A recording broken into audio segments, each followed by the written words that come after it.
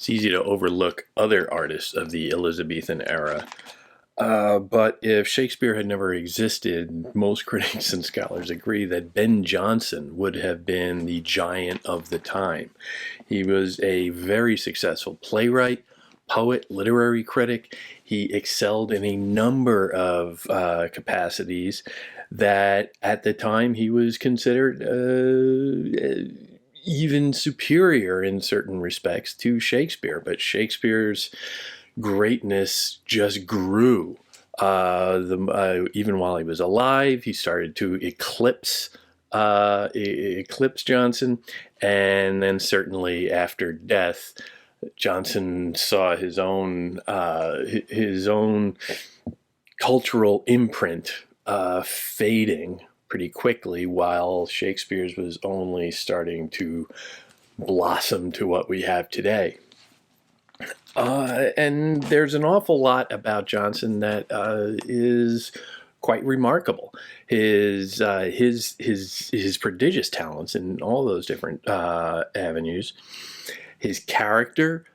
He had a lot more going for him than Shakespeare. He was much better educated. Shakespeare, in Jonson's own words, had little Latin and less Greek or something like that, and yet Jonson was a very well-educated young man and was fully conversant in the classics, in the Greek and Roman classics, and he worked within that mode almost completely.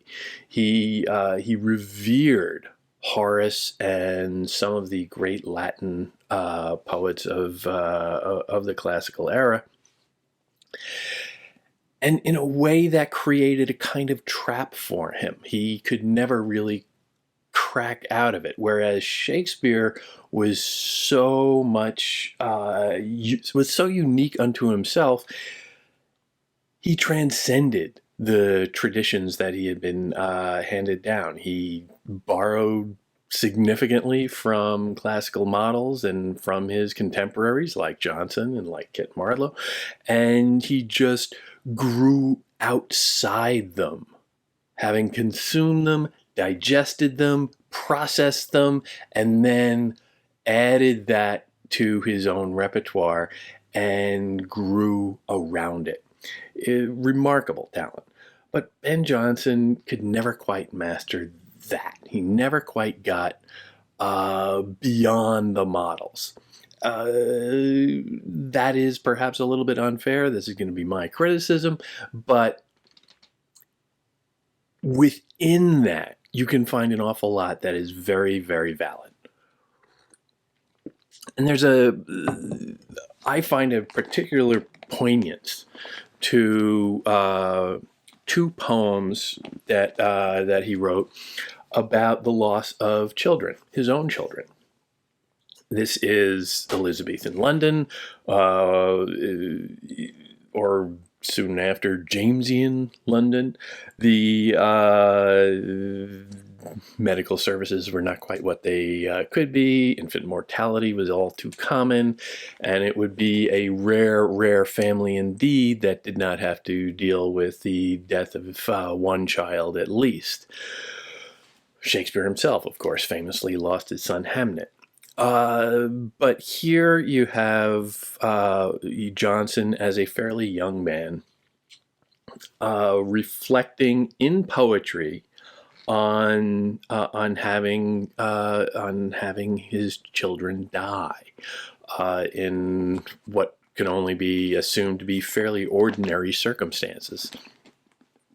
And there is a great poignancy in this, both in the natural emotion that this is generating, both in the historical consciousness of how common this must have been, an almost universal thing for parents to bury children who could not survive, and at the same time the particular constriction of Jonson within his models and how that worked to his benefit and maybe his detriment, both as a person and as an artist. more as an artist that I, am concerned with here. But the first would be On My First Daughter. He has a daughter who died very soon after she was born, and he is taking up his pen and dealing with that tragedy in writing. And it's very interesting the way he does this. Here lies to each her parents' ruth, Mary, the daughter of their youth. Yet all heaven's gifts, being heaven's due, it makes the father less to rue.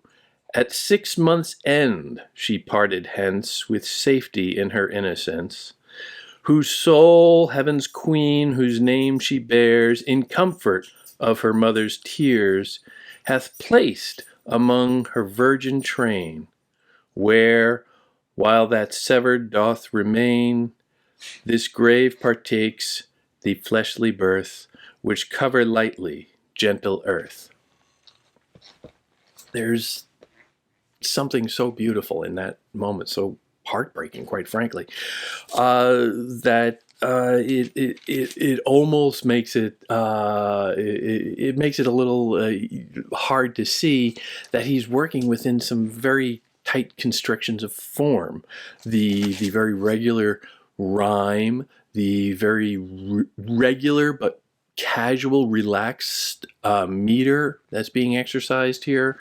This is all very Horatian, all very all drawn from this example of Horace, and so is that stoic mentality that we find in Horace of just, okay, this is pain, this is suffering.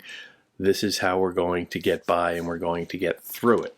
There is, of course, the remarkable notion of the child being named Mary, and this vision of, well, now she is being drawn into the virgin train of the the assistants, the aides, the grouping around the Virgin Mary, the mother of Jesus.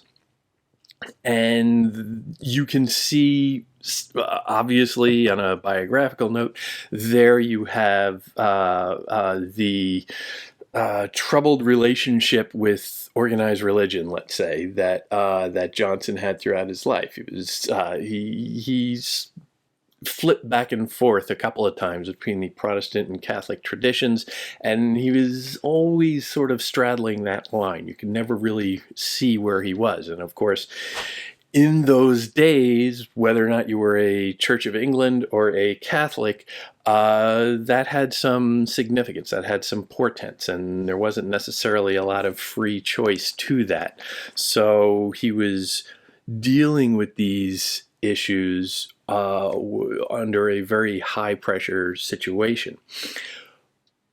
But you can see within that, he is a father seeking out solace. He is reaching out to a belief system where his daughter, his infant daughter, Mary, 6 months when she died, his infant daughter has some special role to play in the afterlife, in heaven. The idea that he is giving up this daughter to the family of God, the family of Jesus, and all of that, for a special role to play. He is offering that as a spiritual endowment. And at the same time, that is matched at the end with him offering the flesh of the child, the body, to the earth, to the grave. And with that very heartbreaking line, this grave partakes the fleshly birth which cover lightly gentle earth, begging the earth, the material world, to embrace gently his little daughter. So there's that dual appeal between the spiritual and the physical. There's that sense of him being caught between them because he is left behind in the physical world, but he's wishing and hoping for the spiritual beyond him. And there's such anguish there. There's so much pain getting ripped up. The idea that the daughter is also just a sign of something that has passed. He is a fairly young man at this point, and Mary is identified specifically as the daughter of their youth, the daughter of his parents' youth. So this is more than just the daughter dying. This is, in fact, maybe in some association, the youth and innocence of the parents, the young parents who now will never be quite the same now that they've lost a child. That's a heartbreaking reflection. But it is also, you can criticize as being, well, he's talking about himself now. Now he's in. Yeah, but the child is at this point beyond pain. He is in the middle of pain, and he's just trying to find that. Again, it's being split between the two, between the spiritual and the earthly, between the flesh and the soul. And he can trying to find his way to operate within that space while he's suffering. And this theme gets developed, tragically enough, when another child dies a few years later. And this one, instead of Mary, who died at 6 months old, just an infant, this is his first son, on my first son, who is older and with whom Jonson has, exchanged thoughts, dreams, hopes, laughs. He is bonded with this child in a more social way and has become, over time, a much more inextricable part of his personal identity. And that child, too, passes away. Died of plague when he was, I think, like 7 years old, 9 years old, something like that. And that curious development of having even more personal, worldly investment in a child, let's say, emotional investment, it brings out something new in Jonson's poetry. Farewell, thou child of my right hand, and joy. My sin was too much hope of thee, loved boy. 7 years thou wert lent to me, and I thee pay, exacted by thy fate on the just day. Oh, could I lose all father now? For why will man lament the state he should envy? To have so soon 'scaped the world and flesh's rage, and, if no other misery, yet age? Rest in soft peace, and asked, say, here doth lie Ben Jonson, his best piece of poetry, for whose sake henceforth all his vows be such as what he loves may never like too much.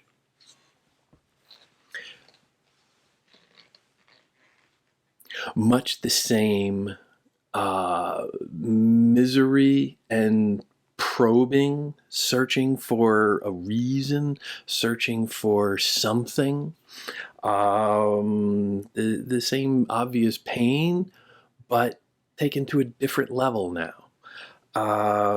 Child of my right hand, this is the reference to the child is a firstborn son, his first son. Child of your right hand, biblical reference to the name Benjamin. Ben Jonson, Benjamin Jonson. So this is the firstborn son named after the father. So there is, again, that paralleling between it's not just the child dying, but it's something in me, the father, dying as well. And that line between father and son is blurred repeatedly throughout this poem. That sense of the higher stakes of this passing, as opposed to the daughters. My sin was too much hope of thee, loved boy. 7 years that wert lent to me, and thee and I thee pay. Lent. It's a kind. It's an economic term. He had the son. He had his son for 7 years, and that was a borrowing. And now the child has left. This is basic Catholic doctrine again, that children are sent to earth as a kind of gift from God, and at the end,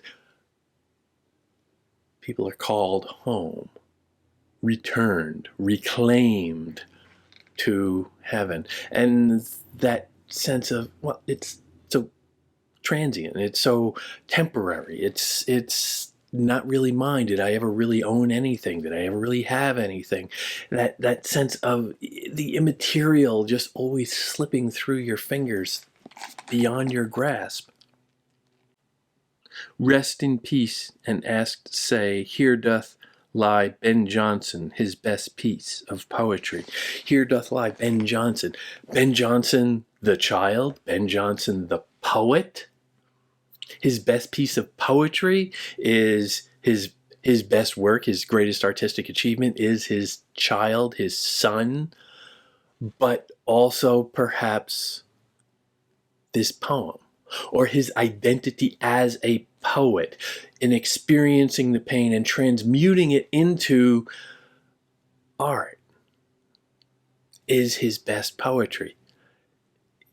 You can't say one without the other. Those are two sides of the same coin. He is mourning his child. He is mourning his self and his own youth. He is also, in a way, celebrating, or remarking upon at least, the production of his art. That through that suffering, through that pain, he has produced something remarkable, something unique, something to be remembered by, which is, especially in the Renaissance understanding of the term, the classical understanding of the term, to be remembered by something is a kind of immortality. So by writing this poem about the death of his son, Ben Jonson Sr. achieves eternal life. There's that sense of uncertainty there.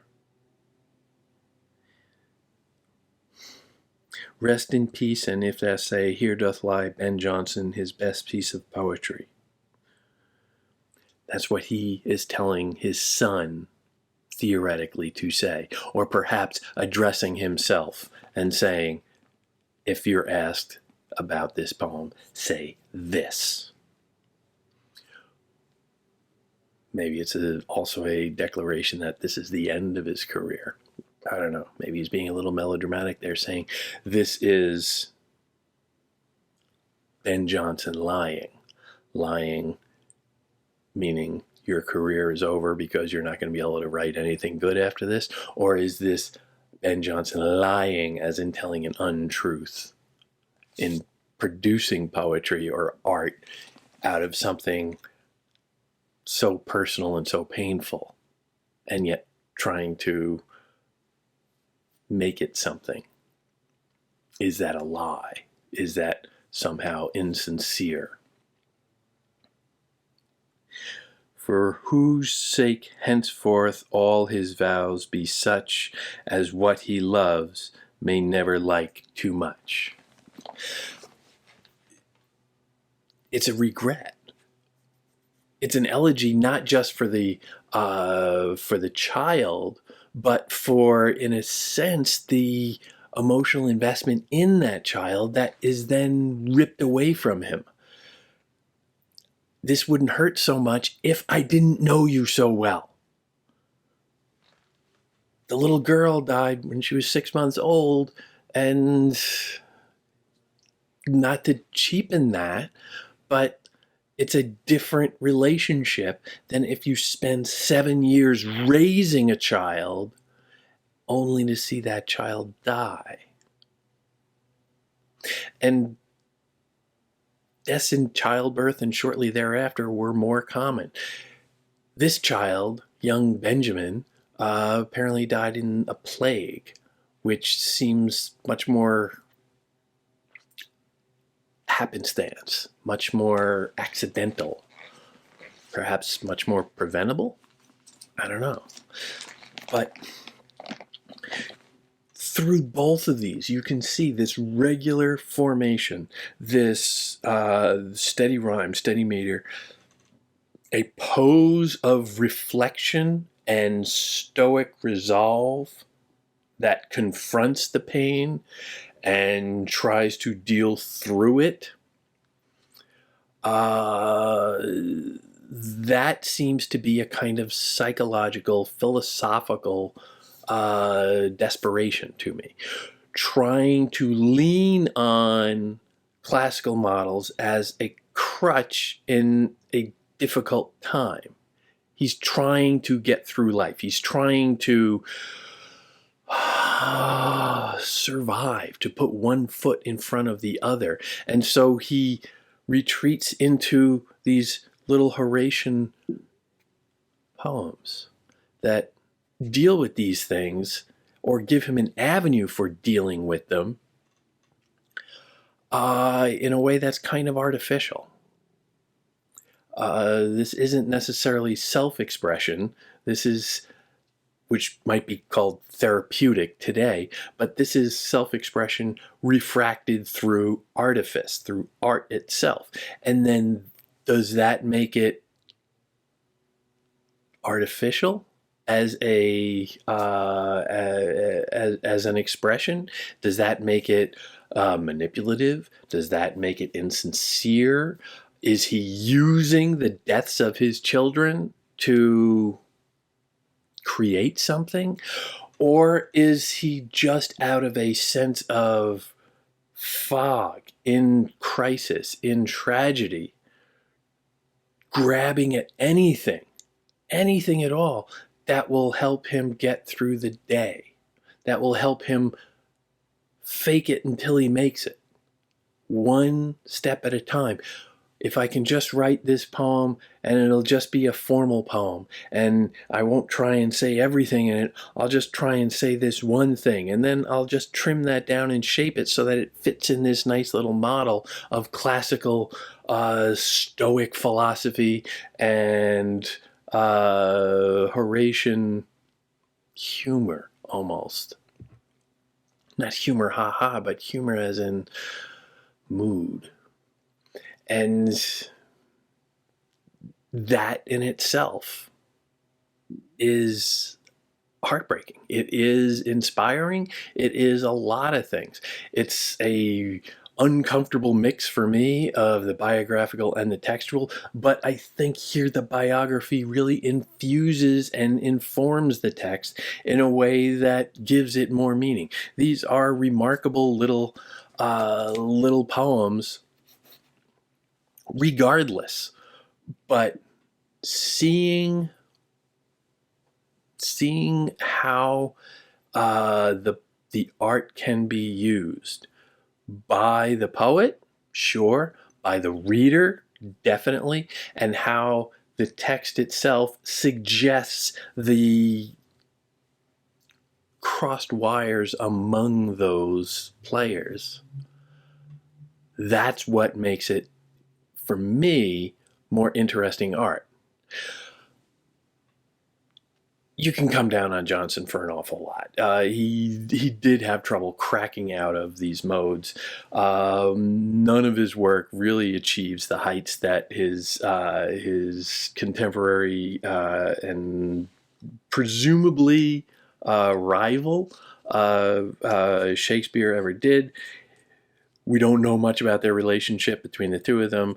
Jonson wrote some very memorable and epic lines about Shakespeare upon Shakespeare's death.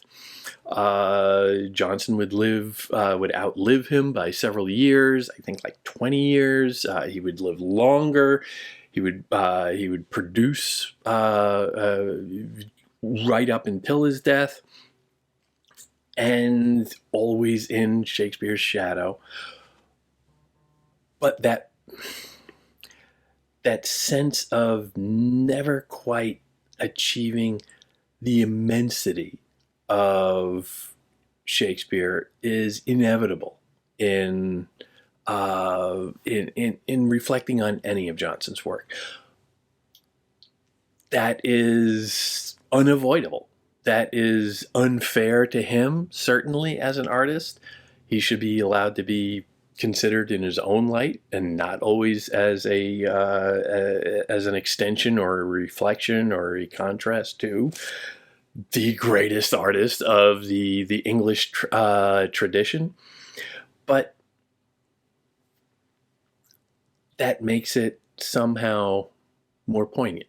That gives his work another level, so that it can be judged on its own merits, and some of it's going to be judged very well, some of it less well. But seeing the comparison between the two, seeing that effect is legitimate.